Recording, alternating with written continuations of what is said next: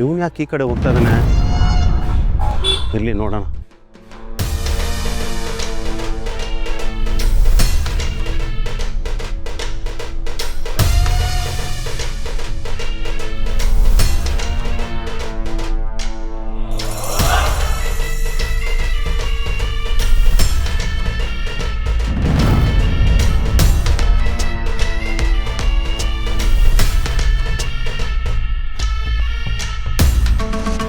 ಕಾಂತ ಓ ಕಾಂತ, unlucky Lakshmi ಕಾಂತ.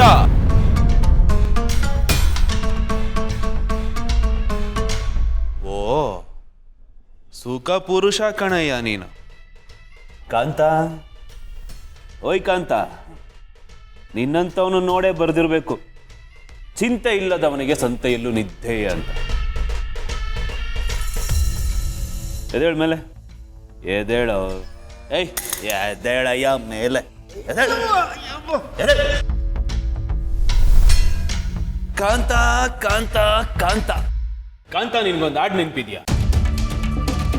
ಅತ್ತೆಗೊಂದು ಕಾಲನೋ ಸೊಸೆಗೊಂದು ಕಾಲನೋ, ನಮ್ಗೂ ಒಳ್ಳೆ ಕಾಲ ಬರ್ತದೆ.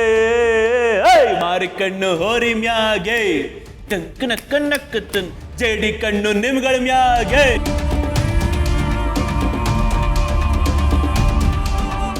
ಏನ್ ಕಾಂತ, ಏನ್ ಕಮ್ಮಿನ ಕಾಟ ಕೊಟ್ಟಿದ್ ನೀವುಗಳೆಲ್ಲ ನನಗೆ. ಡಿಸೈನು ಒಬ್ರಾದ್ಮೇಲೆ ಒಬ್ರು. ಆದ್ರೆ ಈಗ ಆ ಕಾಟದ ಪ್ರತಿಫಲನೆಲ್ಲ ಈಗ ಎಲ್ರೂ ಅನುಭವಿಸ್ತಾ ಇದ್ದಾರೆ. ಕಾಂತ, ನಿನಗೆ 2 ಗ್ರೇಟ್ ಗುಡ್ ನ್ಯೂಸ್ ತಂದಿದ್ದೀನಿ ಕಾಂತ. ಓ ಏನ್ ಮುಖ ಅರಳಬಿಡ್ತು ಹಂಗೆ ಎಕ್ಸೈಟ್ಮೆಂಟು. ಬಿಡ್ತೀನಿ ಅನ್ಕೊಂಡ್ಯಾ ನಿನ್ನ? ಏಯ್ ಅಂತ ಕೆಟ್ಟ ಕೆಲಸ ಎಲ್ಲ ನಾನು ಮಾಡಲ್ಲ, ಕನ್ಸು ಅದು, ಮರ್ತ್ಬಿಡು. ಗುಡ್ ನ್ಯೂಸ್ ನಂಬರ್ 1, ನನ್ನ ಸೋ ಕಾಲ್ಡ್ ತಂಗಿ ಮೈಮಾ ನನ್ನ ಮುಂದೆನೆ ನಿಂತು ಎಷ್ಟು ಗಾಂಚಲಿ ಮಾತುಗಳಾಡ್ತಾ ಇದ್ಲು. ಅವಳಿಗೆ ಇವಾಗ ಎಂತ ಪರಿಸ್ಥಿತಿ ಬಂದಿದೆ ಗೊತ್ತಾ? ಅವಳ ಹೊಟ್ಟೆಲಿತ್ತಲ್ಲ ಮಗು, ಅದು ಅಬಾರ್ಟು. ಏನು ತಿಳಿಯೋದು ಮಗು ಬದುಕಲ್ಲಿ ಎಂತ ಆಟ ಆಡ್ಬಿಟ್ಟಿದೆ ಅವ್ರೆ. 2 ಸರ್ತಿ ತಾಯ್ತನ ಕಳ್ಕೊಳ್ಳೋದು ಸುಲಭನ? ದೇವರಲ್ಲಿ ಚೂರು ಕನಿಕರ ಇಲ್ವೋ, ಕರುಣೆ ಇಲ್ವಾ? ಕರುಣೆ ಇಲ್ವಾ? ಅವಳು ಹಿಂಗೆ ಅಯ್ಯೋ ಅಂತಿದ್ದಾಳೆ, ಬಾಯ್ ಬಡ್ಕೋತಾ ಇದ್ದಾಳೆ. ನನ್ನ ಮುಂದೆ ಗಾಂಚಲಿ ಆಡ್ತಿದ್ಲಲ್ಲ, ಅದಕ್ಕೆ ಈ ಶಿಕ್ಷೆ. ನಾವೇ ಕೂತು ಎಷ್ಟೇ ಕೆತ್ತಿದ್ರು ಈ ತರದೊಂದು ಕ್ಲೈಮ್ಯಾಕ್ಸ್ ನ ಬರೆಯಕ್ ಆಗ್ತಾ ಇರ್ಲಿಲ್ಲ. ಅದೇ ಆ ದೇವ್ರು ನೋಡು ಎಂತ ಶಿಕ್ಷೆ ಕೊಟ್ಟಿದ್ದಾನೆ ಅಂತ. ಗುರು, ಥ್ಯಾಂಕ್ ಯು. ಪದೇ ನೀನ್ ನನ್ ಕಡೆ ಇದೆಯಾ ಅಂತ ಅವಾಗ ಪ್ರೂವ್ ಮಾಡ್ಕೋತಾನೆ ಇದೆಯಾ. Love you man, love you so much.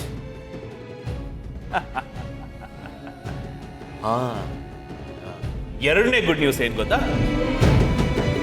ಆ ನಿನ್ನ ದೊಡ್ಡಳಿಯ junior Dharmaraya, the great Karna, etcetera ಅವನು ತನ್ನದಲ್ಲದಿರುವ ಆ ಮಗು ಮಿಂಚು, ಆ ಮಗುನ ಮೈಮಂಗೆ ದತ್ತು ಕೊಡ್ತಾ ಇದ್ದಾನ.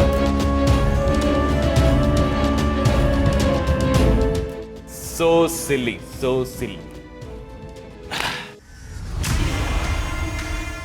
ಎಂತ ವಿಪರ್ಯಾಸ ನೋಡೋಕಂತ ಜನ ಇವನನ್ನ ಜೂನಿಯರ್ ಧರ್ಮರಾಯ, ಕರ್ಣ, ಆಳು ಮೂಳು, ಮರ್ಯಾದಾ ಪುರುಷೋತ್ತಮ ಅಂತೆಲ್ಲ ಕರೀತಾರೆ.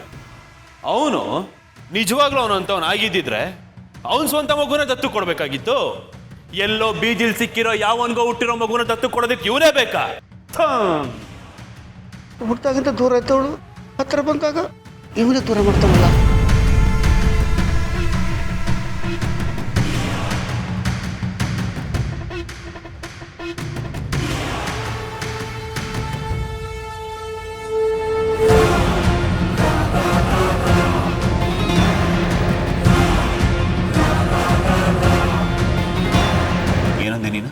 ಏನಂದಿಲ್ಲಲ್ಲ, ಏನು ಅಂದಿಲ್ಲ. ಏನೋ ಅಂದೆ ನೀನು? ಏನು ಅಂದಿಲ್ಲ ಕಣೋ, ಏನು ಅಂದಿಲ್ಲ. ಏನೋ ಅಂದೆ ಮಾಮ, ಆಟ ಆಡ್ಬೇಡ ಹೇಳು. ಇಲ್ಲಿ ಏನು ಅಂದಿಲ್ಲ ಕಣೋ. ಏನೋ ಅಂದೆ ನೀನು, ಹತ್ರ ದೂರ ಅಂತ ಏನೋ ಅಂದೆ ನೀನು. ಏನು ಅಂದಿಲ್ಲ ಕಣೋ, ನಾನು ಏನು ಅಂದಿಲ್ಲ. ಸುಳ್ಳು ಹೇಳ್ಬೇಡ, ಹೇಳ್ಬಿಡು. ನಾನು ಹೇಳಿಲ್ಲ. ನನ್ನ ಕೋಪ ಪೀಕಲ್ಲಿದೆ, ನನ್ನ ಆಟ ಆಡಿಸ್ಬೇಡ, ಹೇಳ್ಬಿಡು ಏನಂದೆ ಅಂತ. ಏನು ಅಂದಿಲ್ಲ ಅಂದೆ. ಹೇಳು. ಏನು ಅಂದಿಲ್ಲ ಕಣೋ. ಒದ್ದೆ ಬಿಡ್ತೀನಿ ಹೇಳೋ. ಬದುಕಿದ್ದೇನೋ ಪ್ರಯೋಜನ ನೀನು, ಬದುಕಿದ್ದೇನು ಪ್ರಯೋಜನ ನೀನು? ಏನು ಅಂದಿಲ್ಲ ನಾನು. ನೋಡ ಇಲ್ಲಿ ಹೇಳ್ತಾ ಇಲ್ವೋ? ಏನು ಅಂದಿಲ್ಲ. ಹೇಳಿದ ಬದುಕಿದ್ದೇನೋ ಸಾಯ.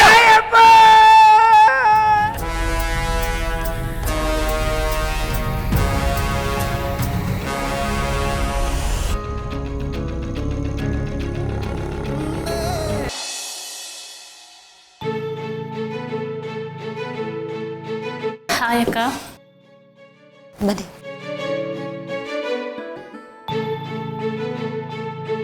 ಅದಕ್ಕೆ ಊಟ ಮಾಡಿದ್ರಾ? ಅಕ್ಕ, ನಿನ್ನ ಹತ್ರ ಒಂದು ಪ್ರಶ್ನೆ ಕೇಳಬೇಕಿತ್ತು. ಯಾವಾಗಲೂ ಕೇಳಬೇಕು ಅಂತಿದ್ದೆ, ಬಟ್ ಆಗಿರಲಿಲ್ಲ. ಅಕ್ಕ, ಇದನ್ನೆಲ್ಲ ನೀನು ಮನ್ಸಾರೆ ಮಾಡ್ತಿದ್ಯಾ ಅಥವಾ ಸಿಚುವೇಶನ್ ನಿನ್ನಿಂದ ಇದನ್ನೆಲ್ಲ ಮಾಡಿಸ್ತಿದ್ಯಾ? ಹೌದು, ಅದಕ್ಕೆ ನಮ್ಮ ಕೈಲಿ ಇದನ್ನು ಡೈಜೆಸ್ಟ್ ಮಾಡ್ಕೊಳ್ಳೋದಕ್ಕೆ ಆಗ್ತಾ ಇಲ್ಲ. ಈಗ ಆಲ್ರೆಡಿ ಮಿಂಚು ಒನ್ ಟೈಮ್ ಅಪ್ಪ ಅಮ್ಮನ ಕಳ್ಕೊಂಡು ತುಂಬ ನೋವು ಅನುಭವಿಸಿದ್ದಾಳೆ. ಈಗ ಆಲ್ರೆಡಿ ಒನ್ ಟೈಮ್ ಅಪ್ಪ ಅಮ್ಮನ ಕಳ್ಕೊಂಡು ತುಂಬ ನೋವು ಅನುಭವಿಸಿದ್ದಾಳೆ. ಈಗ ಮತ್ತೆ ತನ್ನೋರು ಅಂತ ಒಪ್ಕೊಂಡಿರೋದ್ರಿಂದ ದೂರ ಆದರೆ ಅವಳ ಮನಸ್ಸಿಗೆ ಹೇಗಾಗಬೇಡ. ಅಕ್ಕ, ಅವಳಿಗೆ ಕಾನೂನು ಅಂದರೆ ಏನು ಅಂತ ಗೊತ್ತಿಲ್ಲ, ಸಂಬಂಧಗಳ ಹೆಸರು ಗೊತ್ತಿಲ್ಲ ಅವಳಿಗೆ. ಅವಳಿಗೆ ಗೊತ್ತಿರೋದು ಒಂದೇ, ತನ್ನೋರು ಅಂದರೆ ಯಾರು ಅಂತ. ಇಷ್ಟು ದಿವಸ ನೀನು ಭಾವನೂ ಅವಳು ಸರ್ವಸ್ವ ಆಗಿದ್ರಿ. ಈ ಮನೆಯೇ ಅವಳಿಗೆ ಪ್ರಪಂಚ ಆಗಿತ್ತು. ಈಗ ಆಲ್ ಆಫ್ ದ ಸಡನ್ ಎಲ್ಲ ಚೇಂಜ್ ಆಗತ್ತೆ ಅಂದರೆ ಅದನ್ನ ಅವಳು ಹೇಗೆ ಅರ್ಥ ಮಾಡ್ಕೋತಾಳೆ? ಹೇಗೆ ಅದನ್ನು ರಿಸೀವ್ ಮಾಡ್ತಾಳೆ ಅಕ್ಕ? ಇನ್ನು ಚಿಕ್ಕ ಮಗು ಅವಳು. ನಾವೇನು ಇದನ್ನೆಲ್ಲ ಯೋಚನೆ ಮಾಡಿಲ್ಲ ಅಂತ ಅನ್ಕೊಂಡಿದ್ದೀರ, ಆದರೆ ಇಲ್ಲಿ ಮಹಿಮಾಳ ಜೀವ ಇದೆ, ಅವಳು ಉಸಿರಿದೆ, ಅವಳು ಬದುಕಿದೆ, ಅವಳ ತಾಯ್ತನ ಇದೆ. ನಾವು ಇಷ್ಟಪಟ್ಟು ಈ ತೀರ್ಮಾನ ತಗೊಂಡಿಲ್ಲ. ಈ ತೀರ್ಮಾನ ನಮಗೆ ಒಂದು ಪನಿಷ್ಮೆಂಟ್ ಆಗಿದೆ. ಅಲ್ಲ ಅಕ್ಕ, ಆದರೂ ಬೇರೆ ಏನಾದರೂ ದಾರಿ? ಅಪ್ಪಿ, ನಾವು ಮಗುನ ಬೇರೆ ಯಾರಿಗೂ ಕೊಡ್ತಿಲ್ವೇ, ಮನೆಯವ್ರು ಕೊಡ್ತಿದ್ದೀವಿ ಅನ್ನೋ ಸಮಾಧಾನ. ಮಂಜು ಹೋದ್ಮೇಲೆ ಈ ಮನೆ ಬಿಕ್ಕೋ ಅಂತ ಅನ್ಸುತ್ತೆ.